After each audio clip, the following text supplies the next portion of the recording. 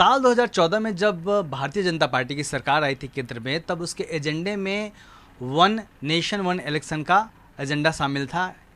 एक इस बीच में 10 सालों में कई बार, 2-3 बार इस मुद्दे को भारतीय जनता पार्टी ने उठाया है, लेकिन फिर कदम पीछे खींच लिए हैं।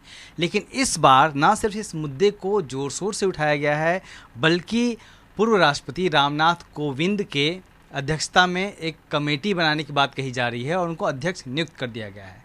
क्या भारतीय जनता पार्टी डरी हुई है? वो कहना क्या चाहती है? रणनीति क्या होगी? हमारे साथ हैं राजेंद्र पाल गौतम जी, जो कि पॉलिटिशियन हैं और एडवोकेट भी हैं। सर, इस वक्त में जब इंडिया गठबंधन का लगातार मीटिंग हो रही है, दो बड़े फैसले सरकार की तरफ से आए। एक तो फैसला आया कि संसद का सत्र बुलाया जाएगा स्पेशल 18 से 22 सितंबर तक का। दूसरा, ये वन नेशन वन इलेक्शन की बात कही गई है। इस वक्त इस तरीके का फैसला सरकार की तरफ से आना, इसको आप किस तरीके से देखते हैं? ये सरकार पहले भी कई बार ऐसे फैसले कर चुकी है जो हमेशा नकारात्मक साबित हुए, जिनके परिणाम अच्छे नहीं आए। और आज तो मोदी जी बहुत ज़्यादा डरे हुए हैं। उनकी पूरी कैबिनेट डरी हुई है, चूँकि उनका खुद का सर्वे बता रहा है कि वो पूरा एनडीए मिलके 200 से 230 के बीच में आ पाएगा। और दिन प्रतिदिन उनकी छवि खराब होती जा रही है। रही बात वन नेशन वन इलेक्शन की, तो वो भारत में पॉसिबल नहीं है। पहली बात तो भारत के फेडरल स्ट्रक्चर है उसका, भारत में संघीय प्रणाली है। केंद्र का चुनाव अलग होता है, राज्य का अलग होता है। और राज्यों में भी जैसे बात करें कि अभी कुछ ही समय पहले कर्नाटका का चुनाव हुआ, हिमाचल प्रदेश का चुनाव हुआ, और लगभग 1.5 साल पहले पंजाब का चुनाव, उत्तर प्रदेश का चुनाव हुआ। तो one nation one election possible कैसे है? क्या जो सरकारें अभी चुनी गई 1 साल पहले, उनको गिराया जाएगा? दूसरी बात, भारत में संघीय प्रणाली है, एक दलीय प्रणाली नहीं है।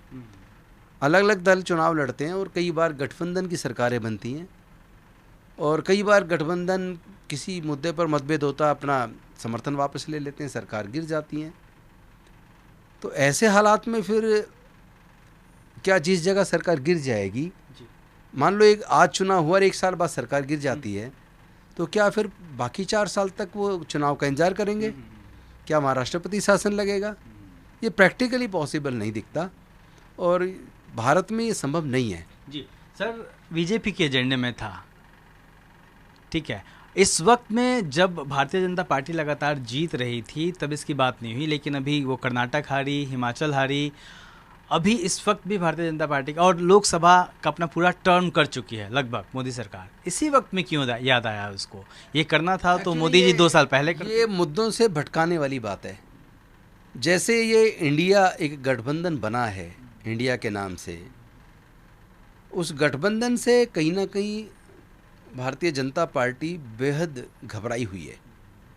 और जो पूरे देश का एक माहौल बनता जा रहा है कि इस बार भारतीय जनता पार्टी को सबक सिखाना है, ये संविधान विरोधी है, संविधान को बदलने की बात कर रही है, इसने नोटबंदी लाके देश को तबाह किया है, इसने जीएसटी के माध्यम से देश के बिजनेस को तबाह किया है, और इनके लगभग सारे निर्णय ही नकारात्मक साबित हुए हैं।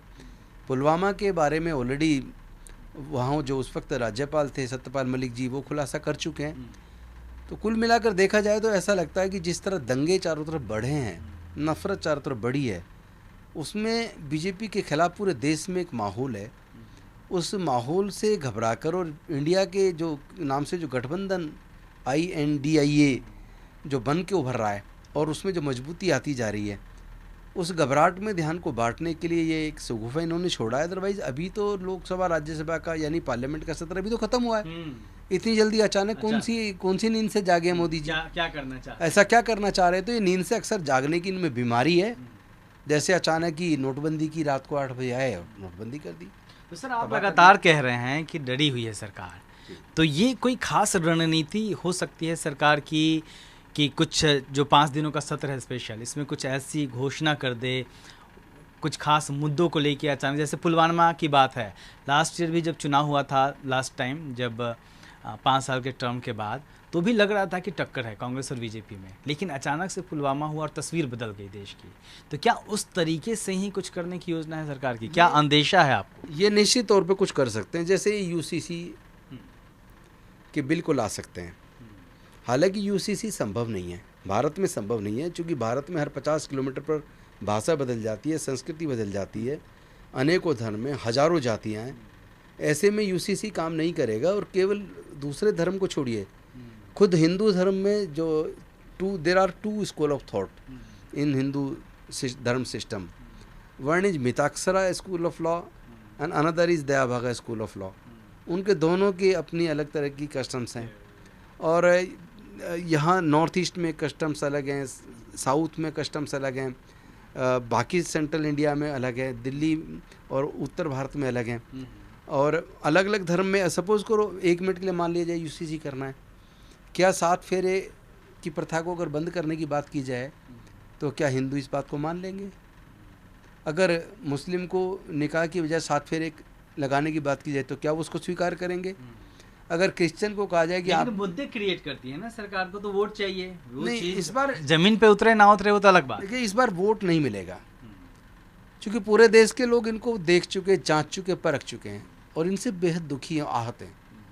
ये 400 के सिलेंडर को 1200 पे ले जाते हैं और चुनाव से पहले 200 की छूट देके सोचते हैं कि लोग बेवकूफ़ हैं, इनके झांसे में आ जाएंगे।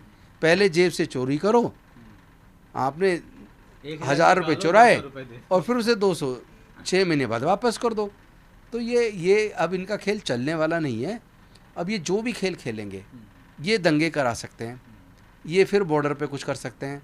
ये जो अयोध्या में जो बुद्ध की नगरी थी, साकेत नगरी, जिसमें सारे अवशेष बुद्ध के निकले, मथुरा में बुद्ध के निकले, और अब वो वहाँ राम मंदिर बन रहा है, ये वहाँ भी कुछ विस्फोट करवा सकते हैं।